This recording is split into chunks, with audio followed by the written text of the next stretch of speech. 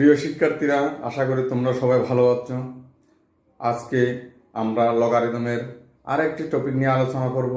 সেটি হলো চক্রবৃদ্ধি মুনাফায় কিভাবে আমরা লগারিদমের প্রয়োগটা পাচ্ছি সেটা নিয়ে আলোচনা করব। মনে করো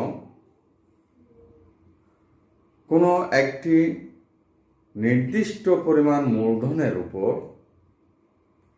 8% হারে যদি চক্রবৃদ্ধি হারে মুনাফা পাওয়া যায়, কত বছর পর